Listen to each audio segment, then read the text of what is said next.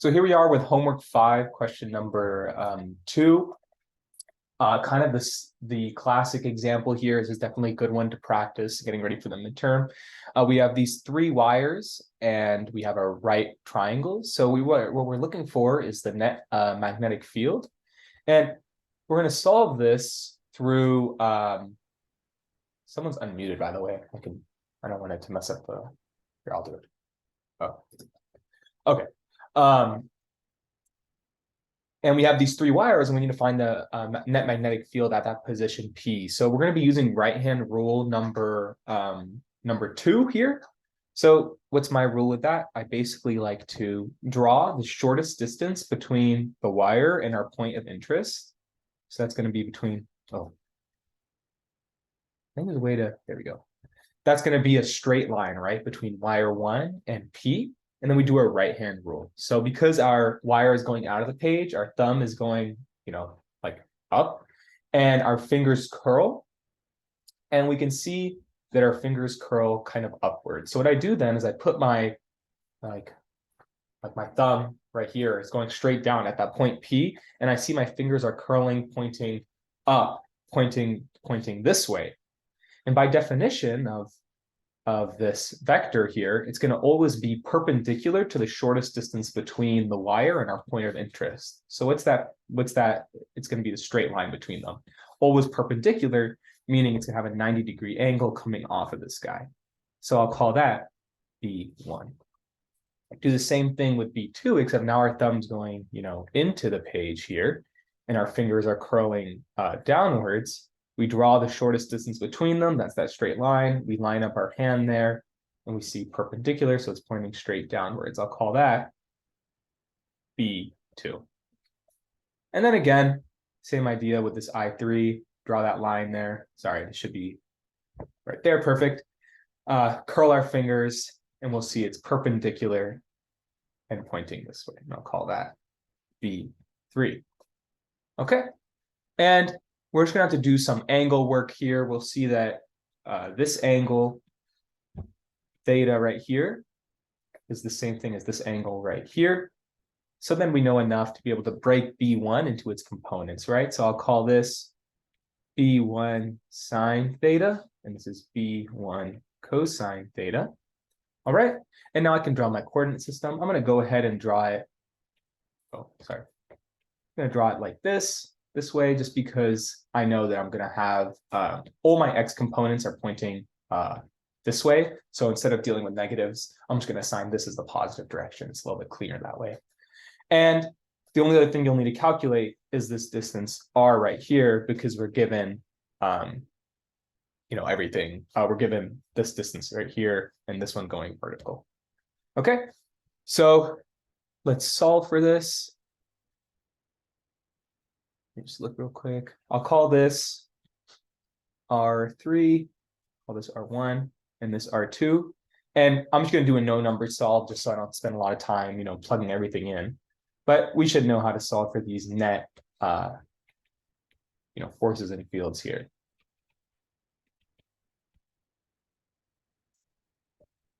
So we have our whole thing set up.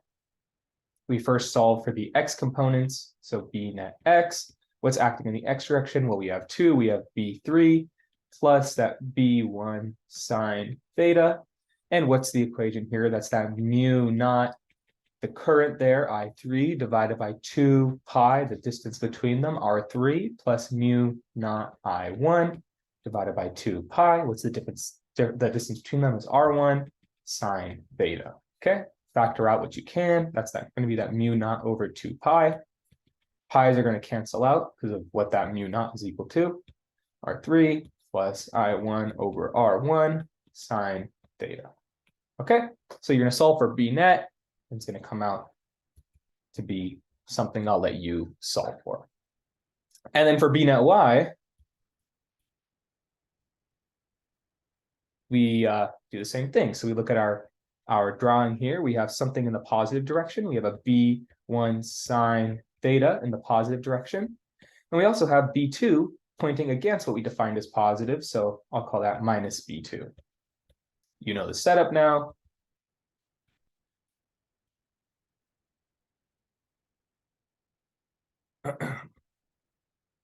Okay, factor out what you can.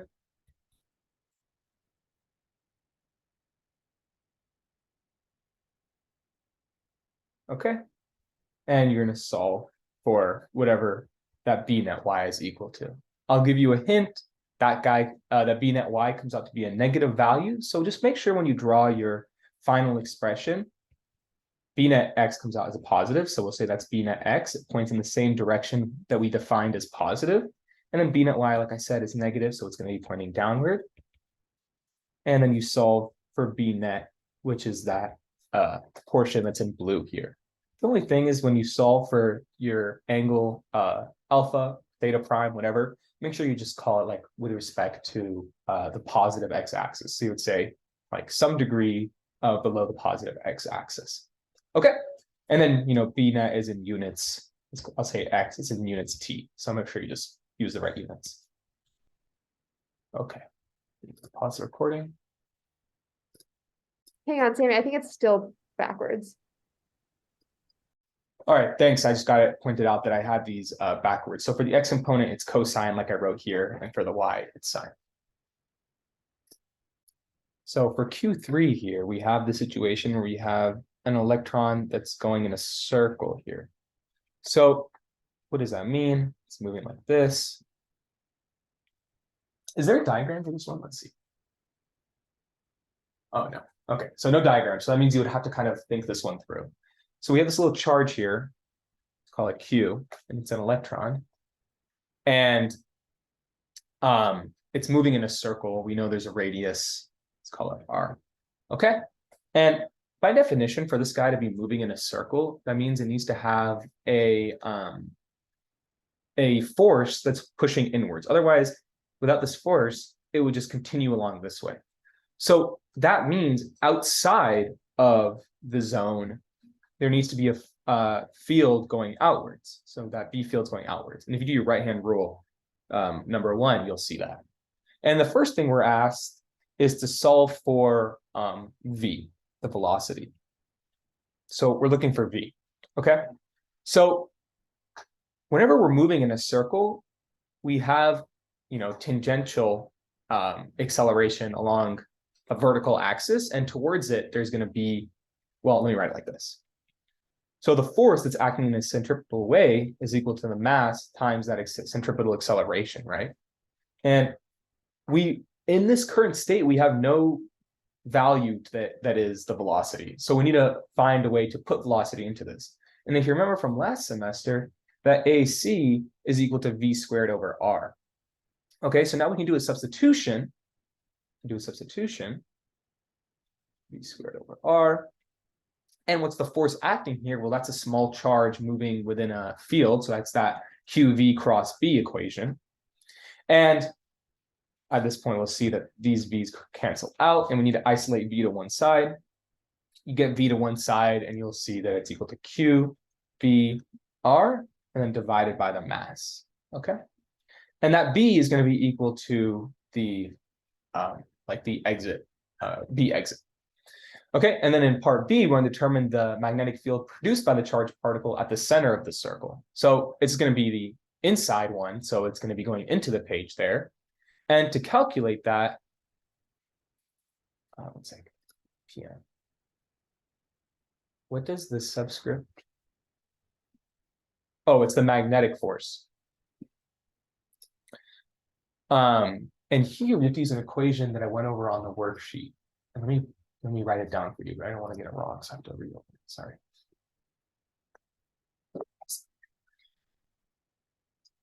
Okay, so we need to use the magnetic field of the point charge equation. So I'm just going to write that over here. So B of a point charge, I'm going to say BPC is going to be equal to our mu naught constant. And then Q, V vector cross product R. So that's just the relationship of the two vectors in 3D space divided by 4 pi R squared. So this is just a particular equation you have to use here. Now, we can do some substitution because we have some information on what V is equal to. So let's first get rid of this cross product because we know the angle between them is 90 degrees. So it's going to be, sine 90 is equal to 1. So what we're left with is mu not QV, this is part B, mu not QV over 4 pi r squared, okay? And we know what V is, because we just solved for that, where V is equal to QBR over M, okay? Plug in V,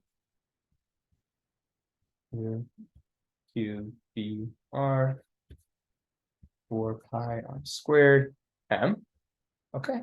And then, Q squared is equal to mu not Q squared. Remember that B is what the exit will be, so B exit times R. Well, no, actually we can get rid of one of the R's because these guys cancel out. 4 pi R M. And because it's on the inside now, it's going to be going into the page. That's what B is equal to. Let me write that. B on the inside. Okay. Let me just make sure that makes sense. Yeah. Okay. And part 3, write your answer in terms of speed of light. So we're gonna have to make a substitution for C here. So how are we gonna do that?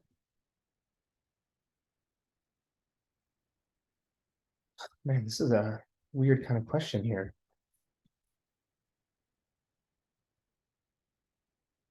And we know that our speed of light, well, I don't know if you guys, we haven't really gone into what speed of light is yet, but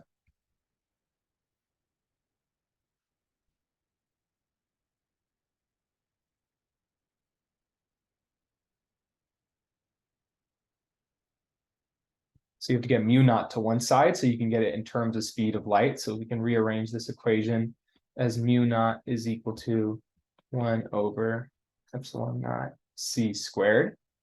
And just substitute this in over here. So what you overall get is the following. B is equal to Q squared. Again, that's the same. B is above. Oh, sorry. Wrote T twice. Q squared over 4 pi that E naught C squared. Okay, that's your answer in terms of the speed of light. Let me just look. Oh, they gave you the speed of light. So cool. All right, so there was a question related to the R that's here in the equation and how come it where does it disappear to? So this R right here is something called a unit vector, and it basically just helps you do a right-hand rule. And it's not the same thing as the radius, it just helps you establish the angle between them. And in our cases, it'll always be 90 and sine 90 is equal to 1. So you can rewrite the equation without that unit vector value. But I was told that within your formulas, you will be given the whole thing without this guy even here. So you don't even really need to worry about it. You'll just have it as such without that cross product R. And again, that R with the little caret on, with a little hat on top, that's a unit vector. It's something a little different than a radius. Okay, we're going to move on to question number 7 here. So this one's also a good one. So we have a bullet with that mass and a charge. It moves perpendicular to Earth's magnetic field, and we know the speed at which it's moving.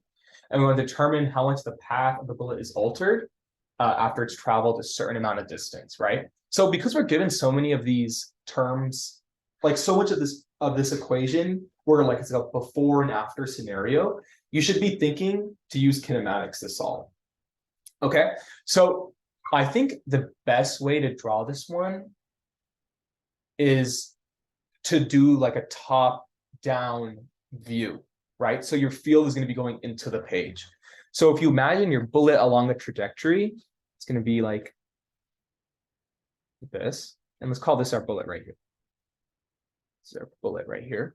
And, which way does Earth's magnetic field go? It will go to, it will be going towards. So we're going to be going into the page here, right? And we know that with the B vector, it gave us B. And we know the bullet is going to be displaced by some amount due to the magnetic force, which is going to be going in this direction. because we know the bullet is moving this direction. So if you do your right-hand rule, you'll see that the magnetic force is pointing leftwards. Sorry, I don't know if my camera's flipped, but I'll try to remember to say it.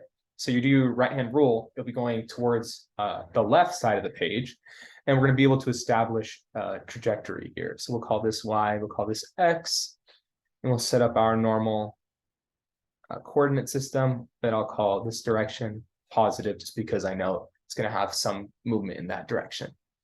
So we need to first, with kinematics, we need to know three things at least. And with respect to the Y direction, we know that there's no acceleration, right? That part is constant. So I think it'd be a good idea for us to start with the Y. And our V initial, I'm sorry, yeah, our V initial Y direction is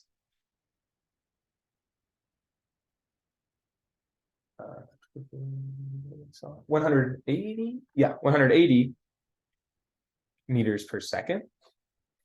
And the displacement that it goes through is that 1,500 meters. And we know that there's no acceleration in the Y direction. So we can set up our simple expression where S is equal to displacement, V naught T. We don't even need to worry about acceleration because it's equal to 0. So if we rearrange for T, it's going to be equal to that Y displacement, and then divided by the Y initial velocity. And that Y initial velocity is the same as the final because there's no acceleration. Okay, so now we need to look with respect to the X direction. But like I said, with anything in the X direction, we need to know three things. We don't know three things. We know that initially it has no velocity in the X direction. We don't know anything about X direction acceleration, but we know there will be some because of that field.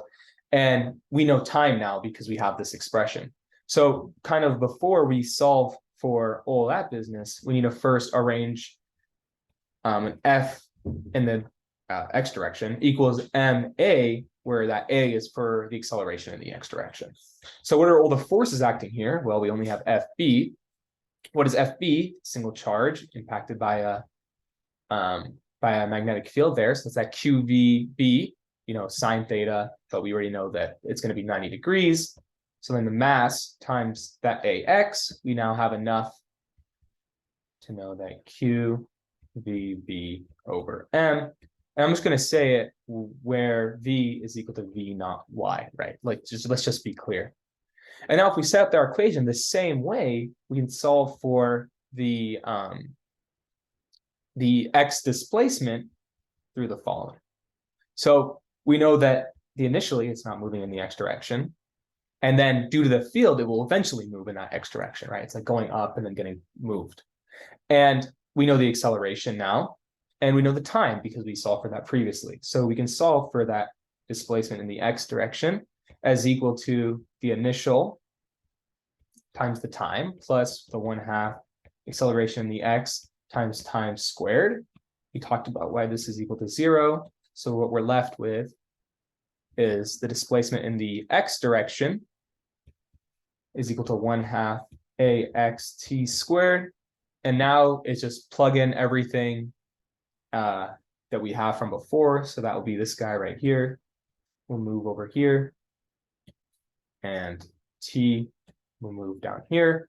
And it's just going to be a plug in a bunch of numbers and solve. And I'll leave you guys to do that yourself. It's going to be a really small number in the X direction. Yeah, thanks, Madeline. S is displacement.